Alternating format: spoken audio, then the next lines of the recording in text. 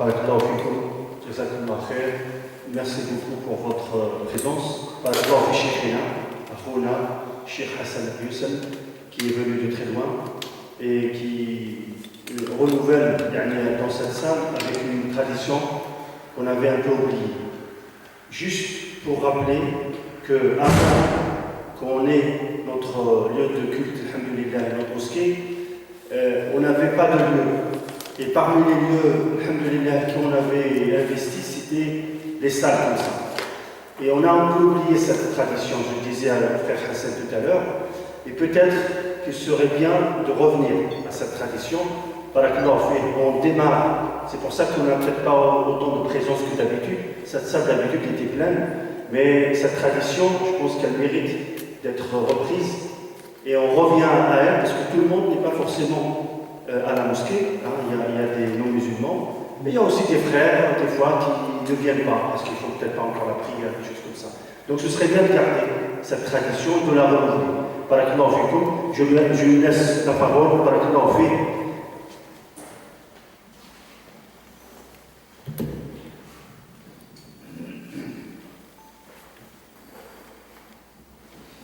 بسم الله الرحمن الرحيم الحمد لله الذي بنعمته تتم الصالحات الحمد لله الذي هدانا لهذا وما كنا لنهتدي لولا ان هدانا الله اللهم صل على سيدنا محمد وعلى اله وصحبه اجمعين يا رب لك الحمد كما ينبغي لجلال وجهك وعظيم سلطانك يا رب لك الحمد كما ينبغي لجلال وجهك وعظيم سلطانك يا رب لك الحمد كما ينبغي لجلال وجهك وعظيم سلطانك رضيت بالله ربا وبالإسلام دينا وبسيدنا محمد صلى الله عليه وسلم نبيا ورسولا رضيت بالله ربا وبالإسلام دينا وبسيدنا محمد صلى الله عليه وسلم نبيا ورسولا رضيت بالله ربا وبالإسلام دينا وبسيدنا محمد صلى الله عليه وسلم نبيا ورسولا أما بعد السلام عليكم ورحمة الله. Le prophète sallallahu alayhi wa sallam a dit que goûtera la douceur de la foi, zaqa halawat al-iman, celui qui reconnaîtra Allah comme Seigneur, le prophète Muhammad sallallahu alayhi wa sallam comme messager et l'islam comme religion. Et celui qui adhérera à cette religion qui est l'islam goûtera à la douceur de la foi. C'est-à-dire qu'il va vivre dans la sérénité. On appelle sakina, la paix intérieure. Et le prophète sallallahu alayhi wa sallam dit aussi dans un autre hadith que celui qui dira 3 fois le matin ou 3 fois le soir Ya Rabbi lakal hamd aura remercié Dieu pour tous ses bienfaits dont il nous a comblé la journée, s'il le dit le soir, ou le matin pour la nuit. Donc le zikr, l'évocation, fait partie des piliers de la spiritualité en islam. C'est pour ça quand vous marchez, quand vous vous déplacez, soyez toujours en mode zikr. Les choses qu'il faut dire le matin, qu'il faut dire le soir, pour justement être en paix avec soi. Ala bi dhikrillahi tatma'innul qulub. La paix intérieure ne peut être que le fruit du rappel. En guise d'introduction. Donc, la aqida. Un petit historique d'abord de la aqida. Vous savez que tous les prophètes ont été envoyés pour enseigner aux gens la croyance. Et le Coran est clair. Tous les prophètes ont appelé les gens à croire en Dieu, c'est-à-dire à créer un lien entre la créature et le créateur. Aqada, en arabe, signifie faire un lien, créer un lien, une relation. C'est-à-dire ramener les gens à l'essentiel. Faire rappeler aux gens qu'à l'origine, ils étaient croyants. Dans le hadith, dans le Sahih de l'imam Muslim, de Iyad ibn Khima, Le prophète sallallahu alayhi wa sallam dit que Dieu a dit, hadith aussi, Inni khalaqtu ibadi hunafa. C'est-à-dire que Dieu a créé l'être humain et il a mis en lui cette graine de la foi. Tous les êtres humains, à l'origine, sont croyants. Quand on était à l'état d'âme, il y a eu un dialogue entre Dieu et sa créature. Et nous avons tous reconnu que Dieu était le créateur, le Seigneur de l'univers. Et on s'est tous soumis. Une fois que l'âme a intégré l'enveloppe charnelle, le corps, et qu'on s'est retrouvé sur terre, avec toutes ces pressions qui existent sur terre, dont celle du diable en particulier, les diables sont intervenus, les diables invisibles et les diables humains. Et c'est quoi leur objectif essentiel, numéro un, c'est d'éloigner les gens, c'est de défaire ce nœud-là qui a été tressé entre Dieu et sa créature.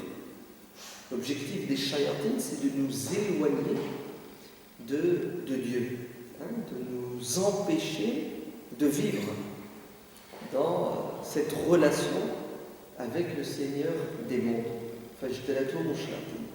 Donc ce hadith est clair, il nous enseigne qu'à l'origine tout le monde est croyant. C'est l'éducation, c'est la pression sociale, d'accord, qui fait qu'on s'éloigne. D'ailleurs, vous connaissez tous le hadith qui dit que l'enfant à la naissance est croyant. Et dès qu'il sort du ventre de sa mère, il y a une intervention satanique, c'est ça. Ouais, le hadith dit que le diable pince cet enfant. Alors, réellement ou spirituellement, mais en tout cas, les shayatines assistent à l'accouchement pour essayer de récupérer l'enfant, pour essayer d'imposer leur marque. Il y a deux personnes qui ont échappé à cette OPA du diable. C'est Aïssa et sa mère Maryam, alayhi salam. Parce que la mère de Maryam avait fait une invocation,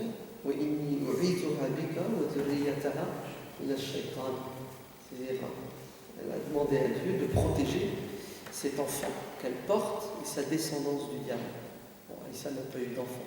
Ainsi, Maryam a été protégée, préservée, et Aïssa aussi. Et le diable n'a pas pu intervenir à ce moment crucial, à la naissance, lorsque l'enfant est né pur, dans la fitra, l'innévité, la pureté originelle. Donc, à l'origine, tous les êtres humains sont croyants, ils sont prédisposés à être croyants. Les parents, l'éducation, mentale, familiale, sociale, interviennent et ils font de cet enfant un musulman ou un non-musulman, les branches que vous connaissez.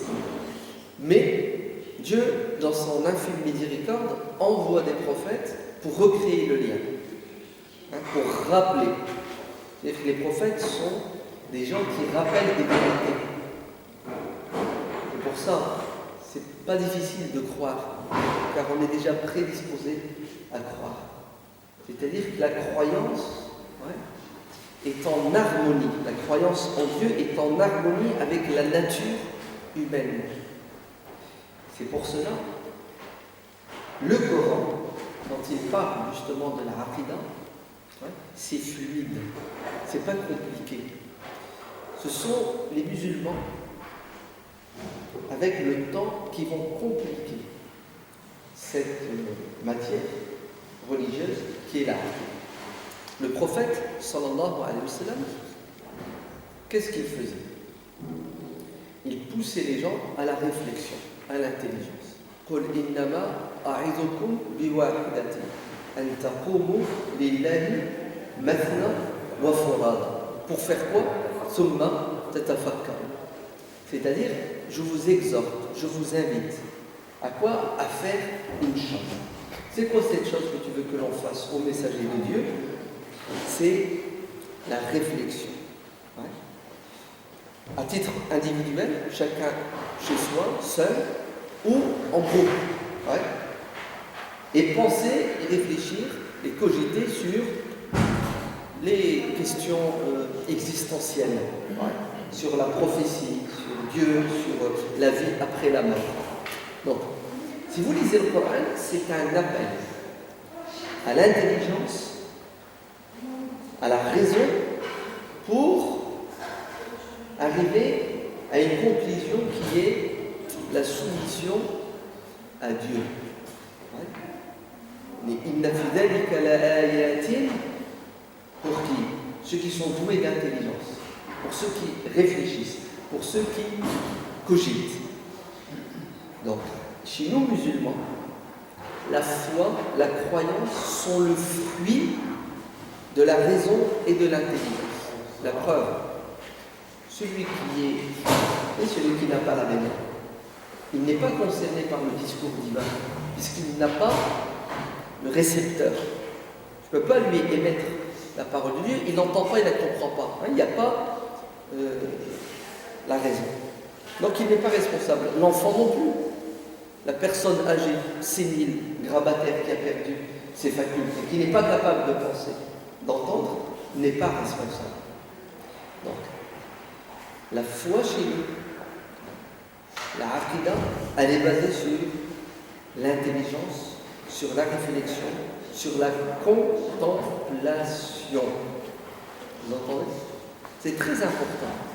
Ne croyez pas qu'on va atteindre les hautes sphères de la spiritualité, de la foi, en apprenant des formules, des textes.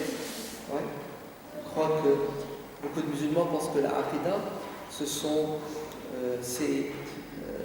des cours de théologie, à la fac de théologie, qu'on doit assimiler, et puis on devient un bon croyant, pratiquant.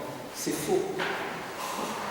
Ce sont des cours de théologie qui ont pour objectif de t'apporter un bagage savant pour pouvoir polémiquer, discuter avec ceux qui sont dans l'opposition. Et d'ailleurs, si vous faites l'histoire de la théologie en islam, c'est ce qui s'est passé. La théologie est née en réaction aux attaques des détracteurs de l'islam.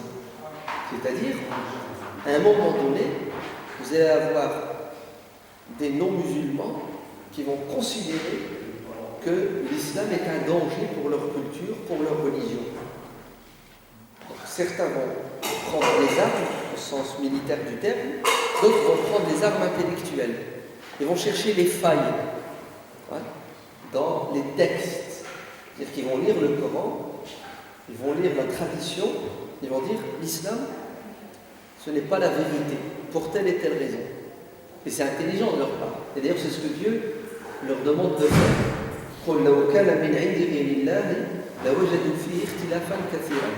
C'est-à-dire, si vous voulez prouver que le Coran n'est pas la parole de Dieu, cherchez les contradictions dans le Coran, et si vous y trouvez des contradictions, vous aurez la preuve que ce n'est pas la parole de Dieu, car Dieu ne peut se contredire. Donc ils ont fait ce travail. Et qu'est-ce qu'ont fait nos savants musulmans? Ils ont fait le travail de contre-attaque intellectuelle en répondant à ces critiques, en utilisant les outils de quoi? De la raison, de l'intelligence. Donc qu'est-ce qui va se passer? Notre prophète bien-aimé, sallallahu alayhi wa sallam, va appeler les gens à l'islam en leur rappelant les fondements de la croyance et en leur disant que ce que je vous enseigne, ce n'est pas quelque chose de nouveau, ce n'est pas une bid'a. Il y avait un prophète avant qui s'appelait Ibrahim, qui dit la même chose que moi, qui a dit la même chose que moi. Donc, il va quoi? Il va rappeler, il va appeler les gens au bon sens en leur disant, vous savez ces statues que vous adorez, elles ne peuvent vous être d'aucune utilité. Elles n'entendent pas. Pourquoi vous les interpellez? Elles ne voient pas. Elles ne peuvent pas vous accompagner, vous protéger. Elles ne possèdent rien. Elles ne peuvent pas partager avec vous. Vous avez vu, subhanallah, comment le prophète, sallallahu alayhi wa sallam, comment le Coran bouscule cette logique qu'avaient les polythéistes. Et ça marche. Hein. Les gens vont vite. Ça va prendre un peu de temps, mais ils vont adhérer. Hein. Ils vont revenir à la raison pure. Et en même temps, le prophète les appelle à quoi? À la contemplation. Quand vous lisez le Coran, vous verrez qu'à chaque fois, Dieu exalté soit-il, nous dit, si vous voulez trouver Dieu, empruntez le chemin du savoir, de la connaissance, de la contemplation, de l'exploration de l'univers. C'est-à-dire, Dieu a parsemé dans cet univers des signes. Il y en a partout, dans votre corps, ouais, sur terre, dans le ciel, dans l'infiniment petit, l'infiniment grand. C'est pour ça, les compagnons n'étaient pas des gens qui polémiquaient. C'était des gens qui pensaient, qui réfléchissaient et qui agissaient. Avec la polémique, là, ouais, qui est en fait un obstacle, ouais, à la croyance et à la pratique, n'existait pas. Pourquoi? Parce que le Coran, ouais, n'invite pas à la polémique, au contraire. Et qu'est-ce qu'il nous dit si on doit polémiquer? Il nous dit attention, il y a des règles. Moi, jadilhum billati ahsan, de la meilleure façon. C'est pas la polémique pour avoir le dessus sur l'autre, pour lui prouver qu'il est égaré. Non, pas du tout. Tu vas l'agresser. Tu essaies de mettre en avant, ouais, ce qu'on a de commun. Les Sahaba n'ont pas été éduqués dans la polémique. Et d'ailleurs, le prophète sallallahu alayhi wa sallam faisait tout pour couper l'herbe sous les pieds de la polémique. Regardez, un jour, il sort et il trouve les compagnons assis dans la mosquée en train de discuter. Il leur dit: de quoi vous parlez? Et ce prophète, on est en train de parler du destin, le qadar. Est-ce qu'on est libre? Oui ou non? Est-ce que quand un être humain commet un péché, c'est la volonté de Dieu, c'est la volonté de l'individu, etc. La question du destin, est-ce que tout est déjà écrit? Bref. Le prophète sallallahu alayhi wa sallam, ouais, va exprimer sa colère, va devenir rouge de colère. Il va les rappeler à l'ordre, en leur disant: les gens ne s'égarent que parce qu'ils soulèvent des problématiques comme celle-ci, qui sont en fait des sujets de discussion qui doivent rester dans la sphère d'une minorité d'intellectuels, de théologiens, de savants, pour apporter des réponses aux détracteurs de l'islam. Quant au commun des croyants, il doit aller à l'essentiel, qui est croire en Dieu, se soumettre à Dieu et agir. Et si vous passez votre temps à polémiquer, alors vous n'avez pas les moyens, les outils intellectuels, vous n'avez pas assez de recul, vous n'avez pas les textes. Vous savez ce qui va vous arriver?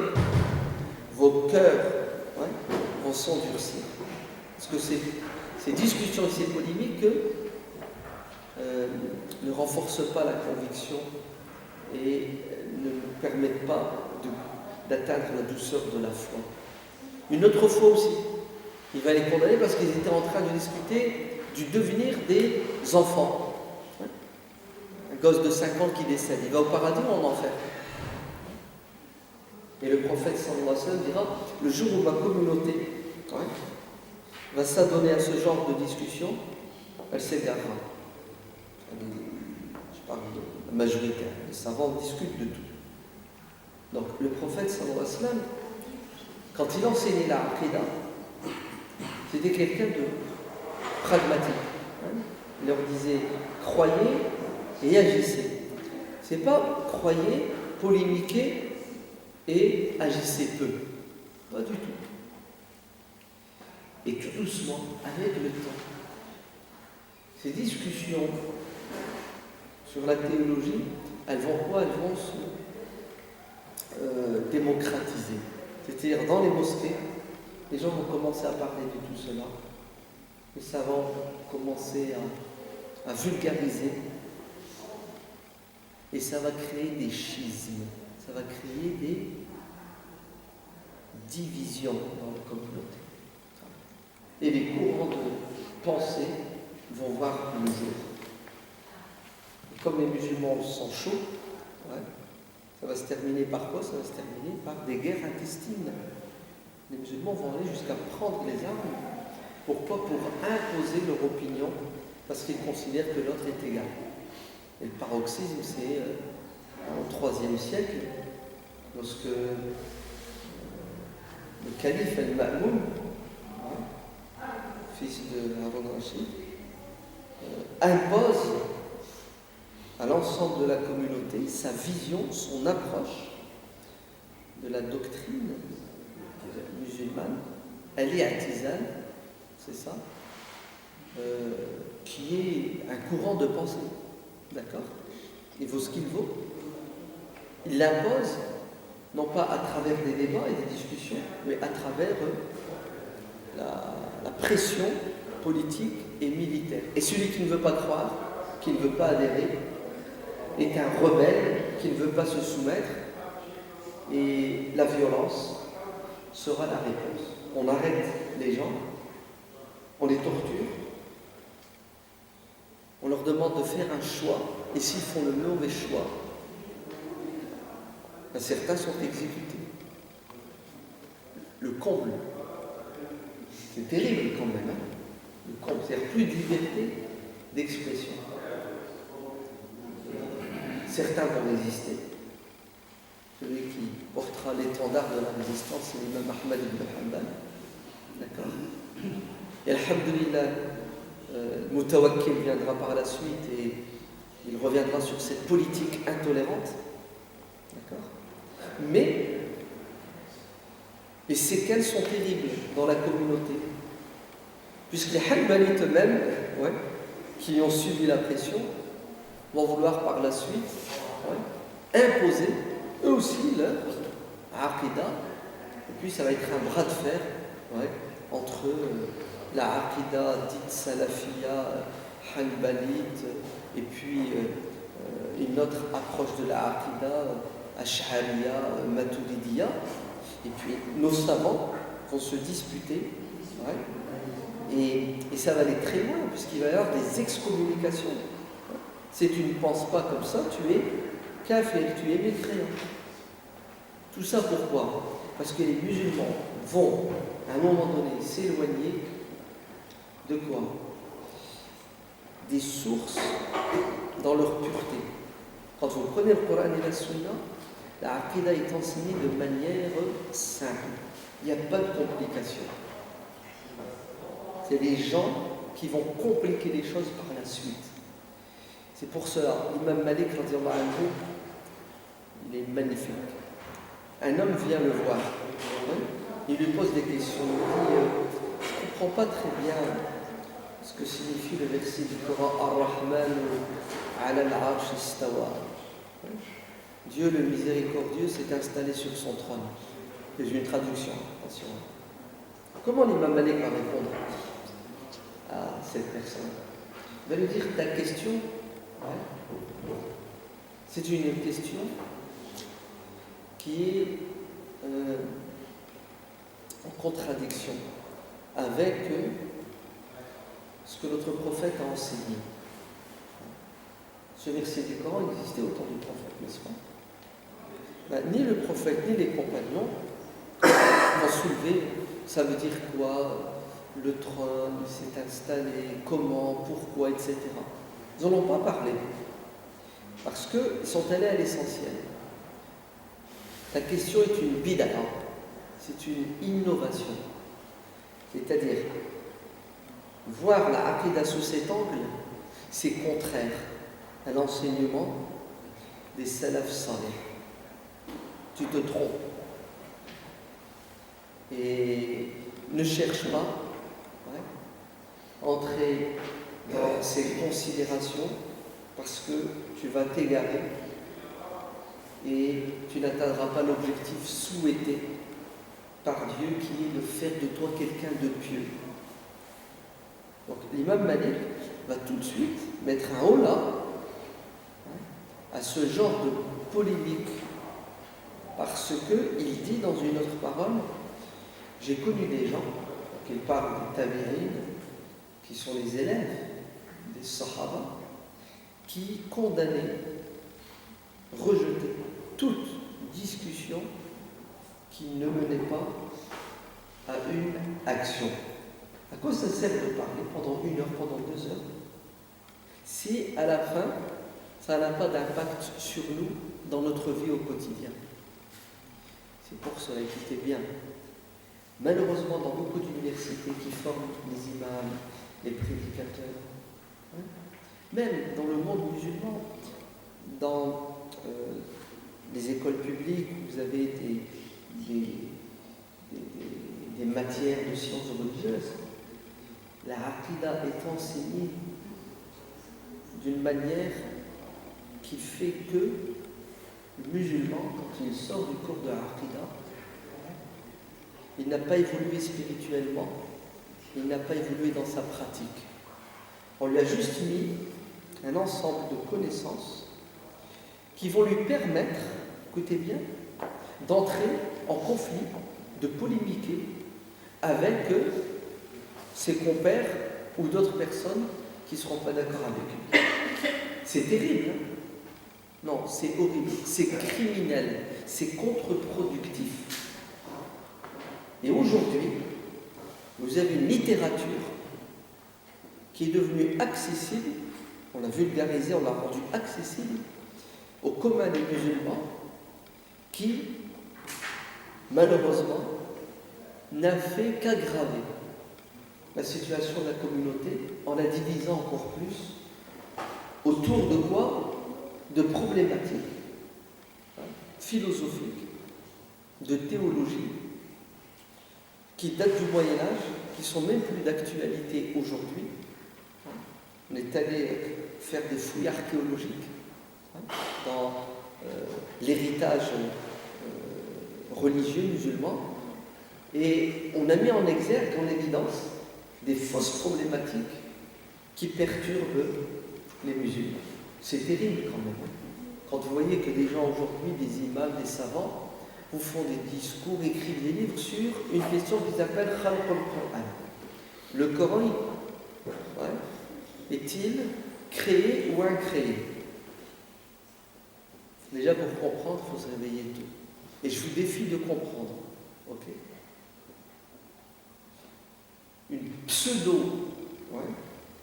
problématique qui date du IIIe siècle, qui est à l'origine justement de ce conflit-là entre les Mu'tazila et les autres, qui a fait couler du sang.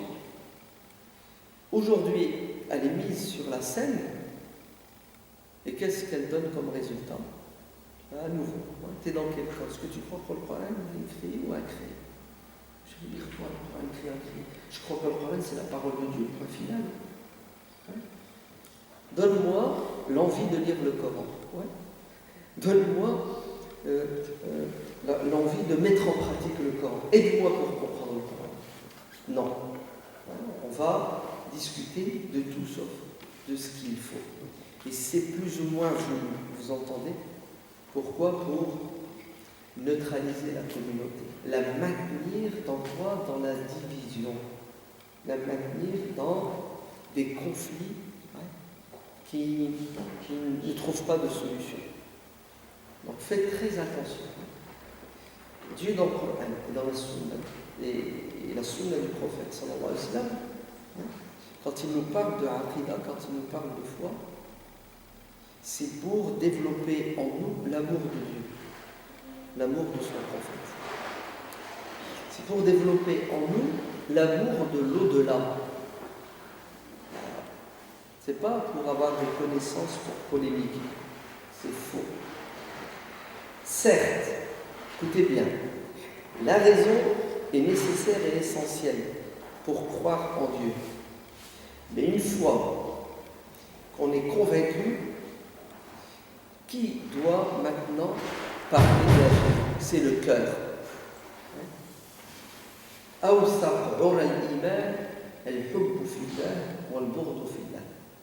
C'est-à-dire, on réfléchit, on pense, on cogite, on discute, et une fois qu'on croit, on passe à la deuxième étape qui est aimer ce que Dieu aime. et détester ce que Dieu déteste. Vous avez vu c'est quoi la aqida? On a à peu près la même problématique dans le fiqh. Regardez, beaucoup de savants et d'imams, quand ils écrivent ou quand ils parlent du droit musulman du fiqh, ça ne développe pas chez le commun des musulmans l'amour et l'envie de pratiquer la religion. C'est de la polémique. C'est quoi ton dalil? Le contre-dalil, les preuves, des discussions interminables. Regardez, une question qui revient souvent. Un imam, quand il va vous parler de la prière, il va vous mettre en avant le côté technique, physique de la prière. Et ça peut durer 6 mois, 1 an. On va faire fiqh as-salat. On va parler de la prière. Pendant 1 an, 1 fois par semaine, 1 heure, un cours sur la prière. Et ça sera quoi? Les détails techniques de la prière. La qibla, le ruku', le sujoud. Bref. Et vous verrez, l'imam ne parlera pas de l'khushu' fi salat. Comment être concentré dans la prière, comment aimer.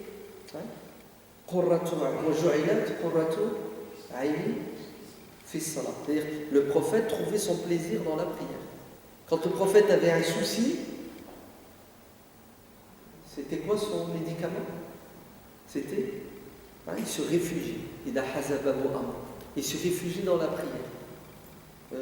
Prophète, comment se fait-il que tu pries pendant des heures la nuit alors que tu as une garantie que Dieu, si jamais tu fais des péchés, il te pardonne, et puis le paradis, il dit, a fortiori, raison de plus pour que je sois reconnaissant. Vous vous rendez compte, le prophète prie jusqu'à ce que ses chevilles s'enflent. Parce qu'il trouve du plaisir dans la prière, et le summum de l'adoration, c'est la reconnaissance et la gratitude. Trouvez-moi quelqu'un qui va vous faire fiqh as-salat et qui va mettre en exergue, en avant, et qui va parler pendant 8 mois de la concentration, l'amour de la prière, et pendant 2 mois du côté technique. C'est l'inverse. Non, même pas. Le côté spirituel n'existe même pas. Même chose. Le jeûne, la zakat. Le fiqh a été vidé de sa substance essentielle, qui est la spiritualité, qui est l'amour, pour qu'on devienne des robots, des musulmans qui, en apparence, c'est vraiment, tu prends une équerre, tu regardes le musulman quand il fait le ruku', c'est nickel, il est angle droit. Voilà, qui son cœur, Allah istar dans quel état il est. La même chose, la aqida. Allah, quand vous voyez des cours de aqida, c'est quoi? Tu te croirais à la fac de mathématiques. 2 plus 2 égale 4. Tu dois croire en ça, comme ça, sinon, si jamais tu faillis dans tel détail, tu es dans la bid'a, tu es plus proche de la aqida qui est fausse que de la bonne aqida. C'est vraiment quelque chose de très sectaire. C'est ça. C'est toujours en opposition, dans le conflit. Voilà. On t'enseigne la aqida conflictuelle. Tu te définis par rapport à. Et ça développe chez les musulmans de la haine, c'est ça, le sectarisme. Bon. Quand le prophète sallallahu alayhi wa sallam, quand Dieu dans le Coran nous enseigne la aqida, nous enseigne l'amour, nous enseigne à croire en des choses fondamentales et essentielles. Les piliers de la foi dans le Coran, ils sont au nombre de 6. Et ils sont clairs. Rien de compliqué. Croyance en Dieu, aux anges, aux livres, aux prophètes, à la résurrection, au jour dernier et au destin. C'est pas compliqué. 6 piliers de la foi. Le prophète sallallahu alayhi wa sallam les confirme à travers sa sunna. Il a l'air de dire Hayal, passez. Regardez comment le Coran aborde cette thématique de Aqidah. 99% des versets qui parlent de Aqidah interpellent le croyant de la manière suivante. Regarde. قد أفلح المؤمنون الذين هم في صلاتهم خاشعون إنما المؤمنون الذين إذا ذكر الله وجلت قلوبهم. Vous savez ce que ça veut dire? Ça veut dire que Dieu dit le croyant, c'est celui qui croit et qui agit. Et Dieu nous parle des qualités du croyant. Le croyant, ce n'est pas celui qui apprend une leçon par cœur. Ouais. Et qui la récite sans faute. C'est pas ça, le croyant. Le croyant, c'est celui qui a intégré des notions et ces notions ont un impact sur lui. C'est comme ça que Dieu nous enseigne la Aqidah. Ce pas des cours de théologie à l'université où tu apprends des leçons. Non, c'est pas ça. C'est tu dois être comme ça. Tu dois croire et agir à la lumière de ta croyance. Alladina amanu wa amilu. Pour ça, ça ne sert à rien de parler et de discuter si la discussion n'a pas d'impact sur nous au quotidien. Pour ça, le thème c'est la Aqidah et son impact sur le croyant au quotidien. Alors, je ne vais pas vous parler de ce que justement ceux qui parlent de Aqidah ont l'habitude d'aborder. Les sifat, asma, tawhid al-rububiyya, tawhid al-uluhiyya.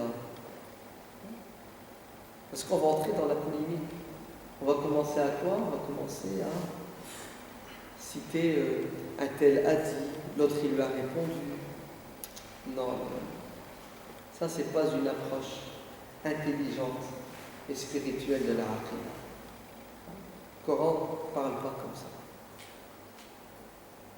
Nous allons parler de la Aqidah comme Dieu en parle de son prophète. Et vous allez voir qu'il y a une sacrée différence. Très bien. Tout ça, c'était de l'introduction, c'était pour préparer. Revenons un peu sur la raison parce que c'est important, la Aqidah. La raison, c'est le tremplin pour croire en Dieu. Donc, Dieu ne peut pas nous demander de croire en quelque chose qui est contraire à la raison. C'est impossible. Dieu ne peut pas nous demander de ne pas boire de l'eau, de ne pas respirer, parce que c'est contraire à notre nature physique. De même, écoutez bien, jamais vous trouverez dans le Coran et dans la Sunna une croyance qui remet en question les bases, les évidences et les piliers de la raison. Dieu nous demande de croire, ainsi que son prophète, en certaines choses que la raison, parfois, a du mal à concevoir. Non pas parce que la chose est contraire à la raison, mais uniquement parce que la raison a ses limites. Il y a des choses qui dépassent la raison. Alors c'est une question de temps, le temps qu'on mûrisse, et puis la raison restera toujours à un moment donné limitée, et là la révélation prendra le dessus. Mais jamais, écoutez bien, c'est important, la Aqidah ne va contredire la raison, comme la raison pure ne peut que mener à la croyance. Très important de penser comme ça, parce qu'il y a certains qui disent le contraire, qui disent tu dois croire sans comprendre. Et ça donne des aberrations, ça donne des contradictions. Et c'est dur de les découvrir. D'accord. Pour celui qui a fait des études, celui qui a l'esprit cartésien, non, tu ne peux pas. Tu es obligé d'être en harmonie. Ta raison doit être en harmonie avec ta croyance. Et alhamdoulilah, nous, dans ce domaine, on est en paix avec nous-mêmes, parce que Allah qui a créé la raison, Allah qui a créé l'être humain, lui a envoyé un livre qui, justement, a pour objectif de créer cette symbiose. On se complète. Vous savez, l'islam, c'est un puzzle. Chaque pièce est à sa place. Et tout est dans l'ordre. Mais c'est important. Parce qu'il y en a qui remettent en question ce principe fondamental. Très bien. Mais une fois qu'on a dit tout ça, on va commencer par l'essentiel. La aqidah en islam, son pilier numéro 1, c'est quoi? C'est la croyance en Dieu. An tu'mina billah. Quel est le nom propre qui revient le plus dans le Coran? C'est le nom de Dieu, Allah, Jalla Jalal, Lafdu al-Jalal. Lisez le Coran, vous allez voir, toutes les pages, Dieu est cité. Il y a même une sourate qui s'appelle Al-Mujadala, c'est ça? Celle qui se plaint. Khawla bint Sa'laba qui veut se plaindre de son mari auprès du prophète sallallahu alayhi wa sallam. Cette sourate, قد سمع الله قول التي تجادلك في زوجها. Chaque verset, le nom de Dieu est cité dans cette sourate. Lafdul Jalal, Allah. Alors j'ai plus, subhanallah, vieilli, le mémoire est plus au top. Je crois que le nom de Dieu est cité dans le Coran plus de 2000 et quelques fois. Lafdul Jalal, Allah. Et juste après, vous avez Ar-Rahman, Ar-Rahim. Et tout le Coran parle de qui? Parle de Dieu. À travers quoi? À travers ses attributs. Vous connaissez le hadith, Abu Huraira. Le prophète sallallahu alayhi wa sallam a dit que Dieu a 99 attributs. C'est ça. Donc Ar-Rahman, Ar-Rahim, Al-Malik. Vous les trouvez en majorité dans le Coran. Et ils sont quoi? Ils sont parsemés. Vous avez vu? C'est pas à un moment donné, dans une page du Coran, vous avez les 99 noms de Dieu qui défilent. Non, c'est pas comme ça le Coran. Le Coran, il va vous parler de l'embryon dans le ventre de la mère. Et puis, à la fin du verset, wa kana Allahu azizan hakiman. C'est-à-dire, Dieu parle de quelque chose, puis après il vous dit, et Dieu est pardonneur, Dieu est sage, Dieu est juste. C'est-à-dire, il y a toujours une illustration. C'est puissant. C'est une méthodologie extraordinaire. Le Coran n'est pas dans l'abstrait, il est dans le concret. Si tu veux savoir qui est Dieu, regarde ce que Dieu a fait et tu verras que de toi-même, tu vas te soumettre à Dieu parce que ce qu'il a fait, c'est beau. L'être humain est sensible à ce qui est beau, à ce qui est bien fait. Donc, quand Allah parle de lui, il parle de lui à travers ses faits, ses gestes, à travers ce qu'il a créé.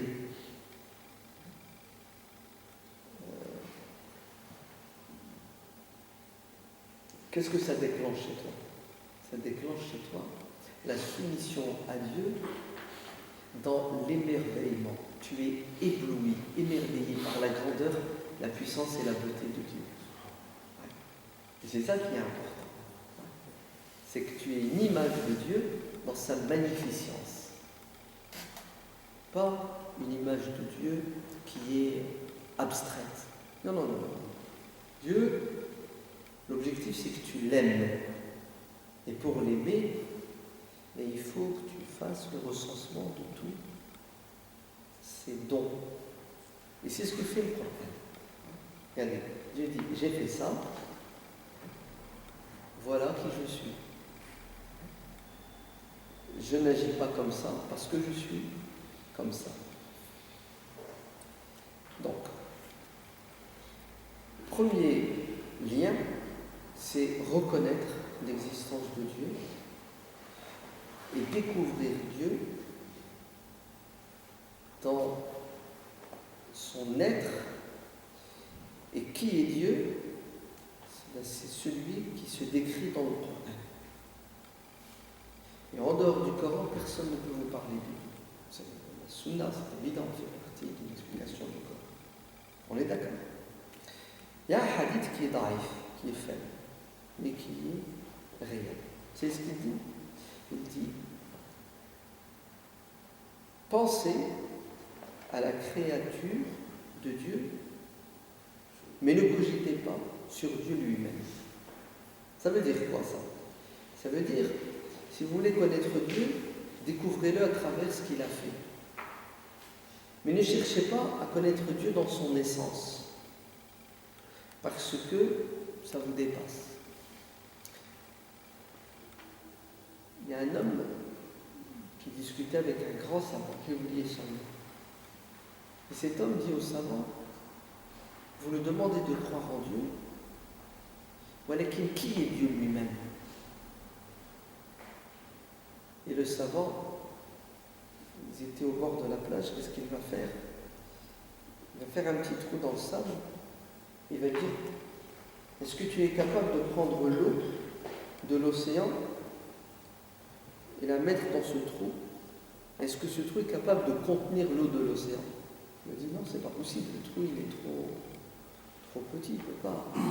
Je dis c'est la même chose, tu vois là ton intelligence, ta capacité d'entendre, de comprendre, elle est limitée. Dieu est plus grand que cela. Dieu dépasse. Donc on fait un effort pour croire en Dieu, pour se rapprocher de Dieu, puis à un moment donné on est quoi? On est freiné, limité. Et qu'est-ce qu'on doit faire? On doit revenir à la réalité. La réalité, c'est quoi? C'est, regarde ce que Dieu a fait. Eh ben, soumets-toi à ce Dieu extraordinaire. Donc, ne tombez pas dans le piège de quoi? D'essayer de sonder Dieu lui-même. Parce qu'on ne peut pas. On ne peut pas, c'est impossible. Alors, certains savants qui développent cette idée et qui disent on ne peut pas voir Dieu. La tudrikuhu al-absar wa huwa yudriku al-absar wa huwa al-latif al-khabir. C'est-à-dire qu'ils ne peuvent pas voir Dieu avec les yeux du corps, la vision. Mais Dieu, lui, par contre, te voit. Vous savez ce qu'ils disent? Ils disent Dieu est invisible pour l'être humain, sur terre et dans l'au-delà. Sur terre et dans l'au-delà. Alors que la majorité des savants sunnites disent que sur terre on ne peut voir Dieu, mais dans l'au-delà, certaines personnes verront. D'autres leur disent non, comme les Mu'tazilites. Vous ne verrez jamais Dieu, ni sur terre, ni dans l'au-delà. Parce que si dans l'au-delà tu vois Dieu, ça veut dire que Dieu est limité. Car l'être humain ne voit que ce qui est limité, puisque lui-même est limité. Il ne peut pas. Donc c'est une polémique. Mais en vérité, c'est une perte de temps d'essayer de polémiquer sur ces questions. Ça ne sert à rien du tout. Plus important, c'est de voir Dieu sur terre et non pas dans l'au-delà. Vous savez comment le voir sur terre? Comme a dit un saint, je vois Dieu partout, même derrière une feuille d'un arbre lorsqu'elle tombe. Vous savez, c'est l'automne, là. Les feuilles, elles tombent en ce moment. Ben, avec cette feuille qui tombe, c'est l'expression de la puissance de la science de Dieu.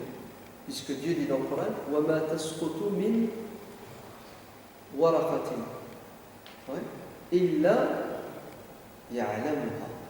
Et lorsqu'une feuille d'un arbre tombe, elle ne tombe que parce que Dieu lui a donné l'ordre de tomber. Vous vous rendez compte? Il y a combien de feuilles sur terre? Et à chaque instant, des milliards de feuilles qui tombent. Si Dieu ne lui avait pas donné l'ordre de tomber, elle ne bougerait pas de sa place.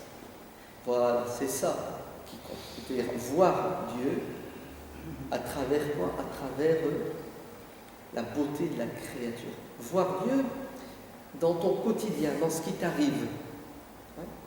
Le prophète sallallahu alayhi wa sallam dit Ajaban li amri al-mu'min. Le croyant est un être extraordinaire. Quand un bien lui arrive, il dit quoi? Alhamdulillah. Vous savez pourquoi il dit Alhamdulillah? Parce qu'il sait que ça vient de Dieu. Ça ne vient pas de lui. Même un verre d'eau, quand tu le bois, tu dis quoi? Tu dis Alhamdulillah. C'est-à-dire, c'est Dieu qui m'a permis de boire ce verre, c'est Dieu qui a créé l'eau, c'est Dieu qui me permet d'apprécier, c'est ça, et que mon corps puisse profiter. Voilà. Tu vois Dieu à travers tout ce que tu fais, tout ce qui t'arrive, même quand tu as malheur. C'est fort quand même. Hein. Allez, même une épine, quand elle te pique, وَمَا أَنْتَ إِلَّا وَمَا أَنْتِ إِلَّا أُصْبُعٌ دَمَيْتِ وَفِي سَبِيلِ اللَّهِ مَا لَقِيتِ. C'est le prophète sallallahu alayhi wa sallam qui dit ça. Il est tombé, il s'est fait mal, hein, il a saigné, il regarde son doigt, il dit « Mais tu n'es qu'un doigt. Ouais, qui s'est écorché, qui saigne, et ce qui t'est arrivé, c'est par la volonté de Dieu. » Vous avez vu comment ça met le musulman dans une posture psychologique, spirituelle, de confort et de réconfort. Ouais. Et c'est ça qui fait l'iman. D'accord? Donc, je résume, c'est le premier point. Ouais. Dieu, il faut le voir avec les yeux de la foi, les yeux de l'intelligence. Ouais. Il faut sonder Dieu à travers sa créature, à travers sa volonté, sa science. Ouais. Ce qu'on va voir Dieu sur terre, dans le delà, physiquement, tout ça, laissez de côté. Tu sais, si Dieu t'agrée, ouais, si Dieu est satisfait de toi, si tu rentres au paradis, alhamdulillah, tu as tout gagné. Okay. Bon, la aqidah de al-Sunnah, c'est quoi? C'est Wujurun yawma'idin nadiratun ila rabbiha nazira. Attention, hein. Certains savants, même sunnites, qui te disent non. Hein, Dieu est invisible. Même s'il y a un hadith qui est dans le Sahih qui dit que le prophète sallallahu alayhi wa sallam a dit vous verrez votre Seigneur le jour de la résurrection, comme sur terre, vous êtes capable de voir la lune. Et la lune, on peut la fixer, parce qu'elle ne nous éblouit pas. Le soleil, tu ne peux pas. Donc vous verrez votre Seigneur. Peu importe. Ouais, regardez, je ne vais même pas continuer dans ce sens, parce que pas de polémique. Allah yabarak fikum. C'est pas ça qui est important. Ce qui est important, vas-y, essaie de voir Dieu tous les jours. Quand un bien t'arrive et quand un malheur t'arrive. Essaie de... Il y a un saint qui passait comme ça devant un homme qui était sourd, il était aveugle, il était handicapé. Allez, physiquement, Mskin, il avait toutes les tares. Et Hada, ce saint, il entend cet homme dire Alhamdulillah, alladhi afani mimma btala bihi kathiran min ibadihi wa faddalani ala kathirin mimman khalaqa tafdila. Alhamdulillah, Dieu m'a fait don, ouais, de choses dont les autres sont privés, et il m'a préféré à beaucoup d'êtres humains. Et l'autre s'arrête et me dit ah bon, il t'a préféré, il t'a fait don. T'as pas vu dans quel état tu es? C'est ce qu'il lui a dit. Il lui a dit Dieu m'a donné une patience. Ouais. Malgré tout ça, je patiente. Dieu m'a donné un cœur apaisé, plein de reconnaissance. Et Dieu m'a donné une langue qui est quoi? Qui est en permanence en train de le remercier, de l'évoquer. Ah, vous avez vu? Vous avez vu comment il voit Dieu dans le malheur, comment il voit Dieu dans la privation. Ouais. Donc, on croit en Dieu, on est convaincu que Dieu est présent, et on essaie au quotidien de voir Dieu dans tout ce qu'il nous a donné, et même dans la privation. Ok. les attributs de Dieu sont parsemés dans le Coran, surtout à la fin des versets.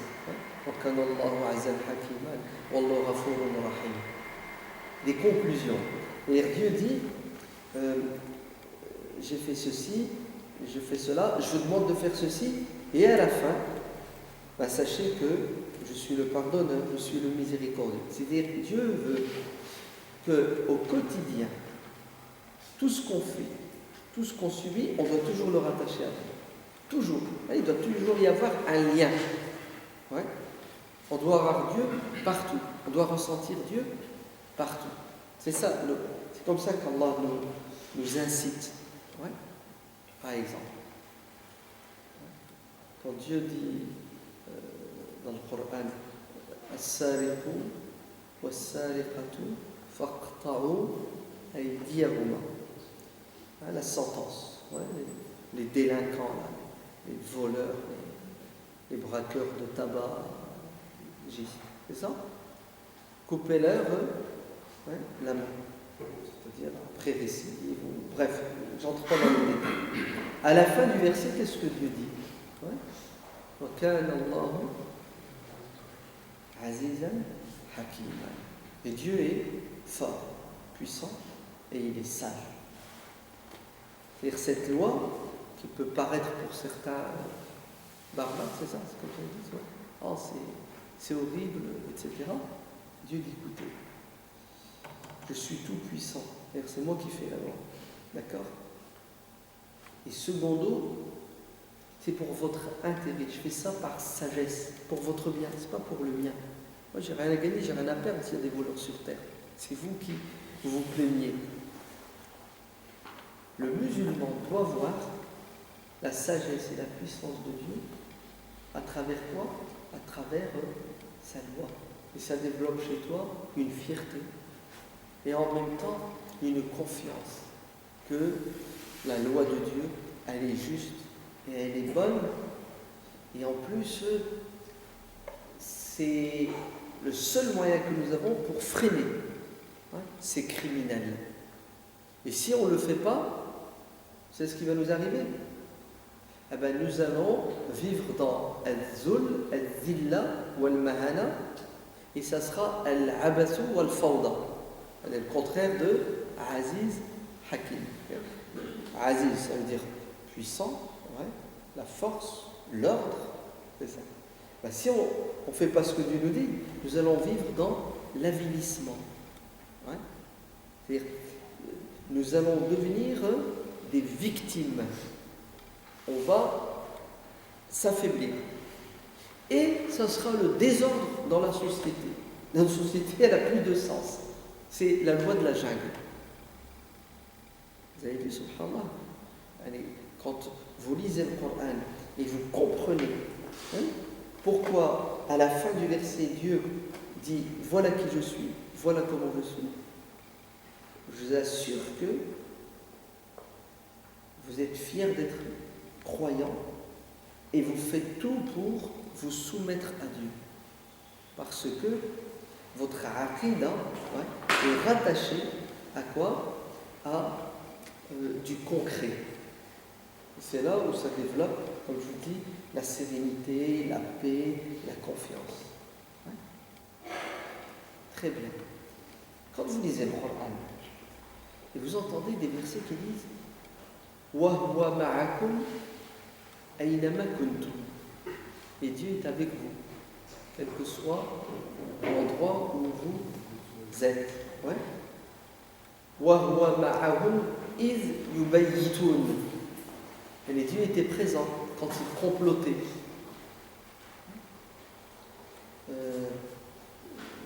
Inna alladhina yubayyi'una Inna alladhina yubayyi'unaka innama yubayyi'una Allah. Ceux qui te prêtent serment à Dieu. Yadullahi fawqa aydihim. La main de Dieu est au-dessus de leurs mains. En parlant des compagnons qui ont prêté serment au jour de l'Hudaybiyah. Vous vous rendez compte? On est à la chair de poule. Dieu est avec moi.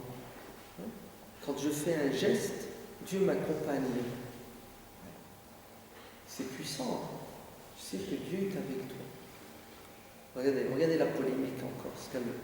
Comment elle nous éloigne, elle nous égare. Ça veut dire quoi, Dieu est avec moi? Est-ce qu'il est avec moi physiquement? Est-ce qu'il est avec moi spirituellement? S'il est avec moi, comment il fait pour être avec quelqu'un d'autre? Sauf tout. Regardez, on commence à... Ouais. Alors, qu'est-ce que disent les salafs de ce verset? Ouais. Et les khalafs, ils disent quoi? Les premières générations disent quoi? Et ceux qui viennent après? Qui a raison, qui a tort? Et voilà. On fait encore de la aqida, ouais. Polémique. C'est pas ça que Dieu veut de nous. Dieu veut de nous que l'on ressente sa présence 24 heures sur 24. Ouais. Vous connaissez l'histoire. Sahl ibn Abdillah, tous Hassan, quand il était tout jeune, de 7-8 ans, qu'est-ce qui a fait de lui pieux et savant? C'est son oncle. J'ai oublié comment il s'appelle, son oncle. J'ai oublié, subhanallah. Ça reviendra. Son oncle, Hada, il l'a éduqué. Où est-ce qu'il l'a éduqué? Quand l'oncle se réveillait le soir pour prier, l'enfant l'accompagnait dans les prières. Alors, l'oncle, vous voyez que cet enfant, parce qu'il est jeune, il faut qu'il dorme, il faut qu'il soit... Ah, il a besoin de ses 8 heures. Alors, qu'est-ce qu'il faisait? Il disait, écoute, mon fils, je vais t'indiquer, t'enseigner quelque chose de plus simple, de plus accessible pour toi. Ouais. Avant de dormir, dis cette fois, Allahu Naziri. Dieu me voit. Répète ça sans arrêt. Dieu me voit, Dieu me voit, Dieu me voit. Hein? Et après, il lui dit, tu répètes avant de dormir le soir. Hein? Dieu m'entend. Allahu Samia. Dieu m'entend, Dieu m'entend. C'est-à-dire, son maître spirituel, son oncle, il va lui apprendre que Dieu est avec lui, de jour comme de nuit. Mais lui, il faut qu'il ressente que Dieu est avec lui. Comment? Ah, vas-y, répète les paroles. Ça, il dira que quand il était jeune, c'est ce qu'il disait, c'est ce qu'il répétait. Puis à un moment donné, quand il va à l'école coranique pour apprendre, un jour le maître leur dira, après un cours théorique, il va passer à la pratique. Il dira, demain, vous viendrez tous avec une volaille. Puis quand il leur a mis, il dit, vous allez aller l'égorger quelque part où personne ne vous voit, personne ne peut témoigner.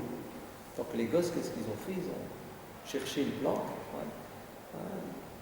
un tunnel, une grotte, et ils sont tous revenus avec la poule égorgée, sauf Sahl ibn Abdillah Tustari, avec la poule vivante. Il dit, pourquoi ne pas? Il dit, écoute, j'ai cherché un endroit où je pouvais me retrouver seul sans que personne ne m'observe. Et j'ai trouvé nulle part, car partout où j'allais, j'étais conscient que Dieu était avec moi, que Dieu me voyait, que Dieu m'entendait. Vous avez vu, subhanallah, l'intelligence de cet enfant. Et pourquoi il était comme ça? Parce que justement, il a été éduqué. Dieu te voit, Dieu t'entend. C'est ça qu'il faut développer. C'est ça la vraie aqida. Quand Dieu dans le Coran dit Dieu est avec vous, ça veut dire que, attention, Dieu est au courant de ce que tu fais. Mieux, Dieu est au courant de ce que tu penses. Vous vous rendez compte? Et c'est vrai, l'être humain qui sait que dans sa maison il y a des caméras, il ne se comporte plus de la même façon. Vous avez bien vu comment on réagit quand il y a une caméra? On va avoir une discussion. Bon, attends, on va enregistrer. Non, n'enregistre pas. Pourquoi? C'est pas la même chose. Ça va laisser des traces et je veux pas. L'être humain, quand il y a un regard extérieur, il change, il s'adapte.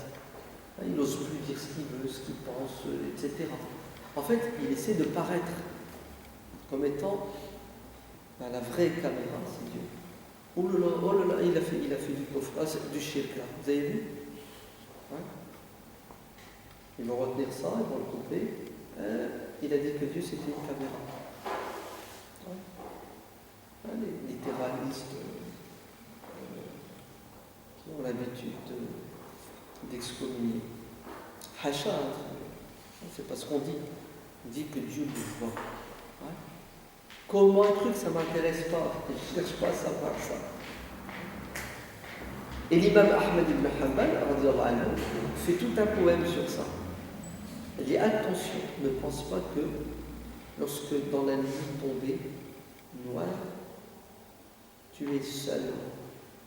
Il est avec toi, en public et en privé, dans la lumière et dans les ténèbres. Alors, réveille-toi. N'attends pas de te retrouver seul devant lui et qu'il te rappelle ce que tu faisais en privé, en croyant qu'il était absent. Il n'est pas absent. وَمَا اللَّهُ بِغَافِلٍ عَمَّا تَعْمَلُونَ. Ça fait peur. Et ces versets, quand tu les entends, tu as la chair de poule. Ne croyez pas que Dieu est distrait. Il n'est pas au courant de ce que vous faites. ما يكون من نجوى ثلاثة إلا هو رابعهم. Verset, il fait peur aussi. Quand vous êtes à deux, il y a un troisième. Quand vous êtes à trois, il y a une quatrième personne. Et peu importe le nombre, même seul, vous êtes accompagné.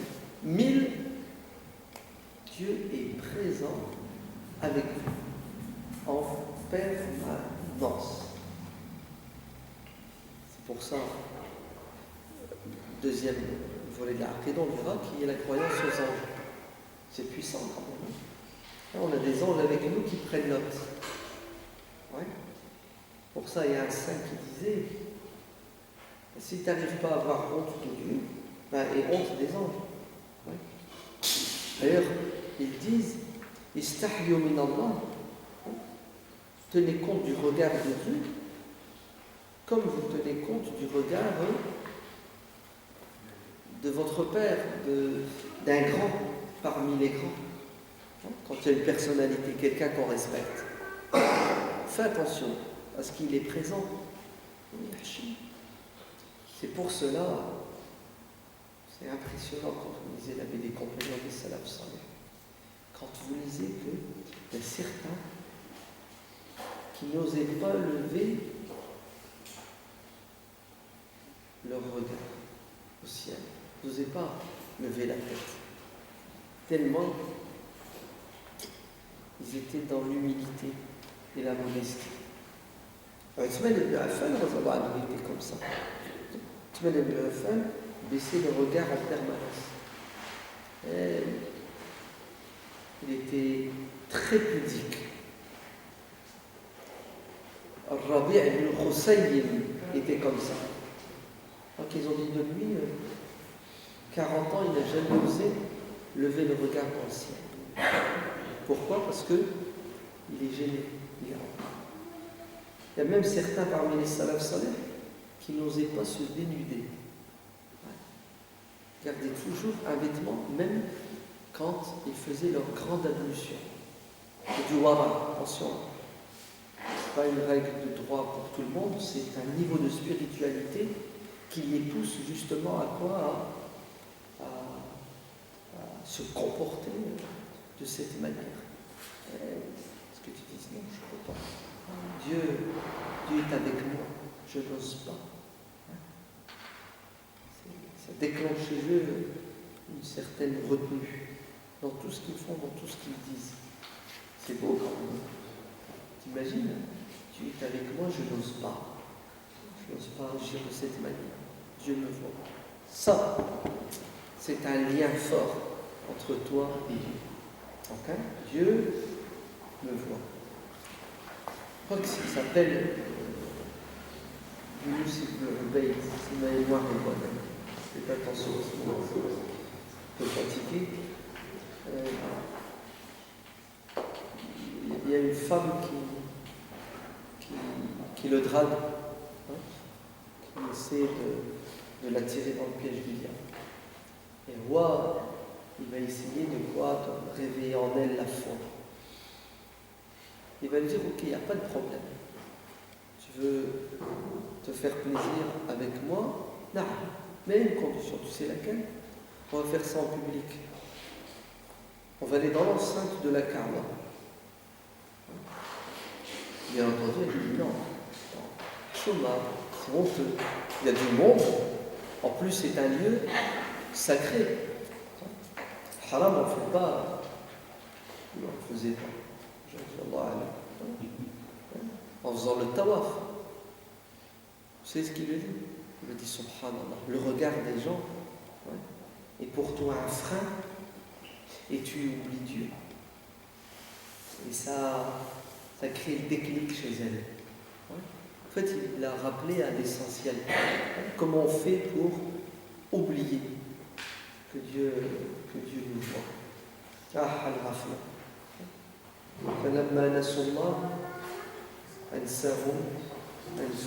Quand tu oublies Dieu, quand tu oublies que Dieu est avec toi, tu t'oublies toi-même et tu fais n'importe quoi.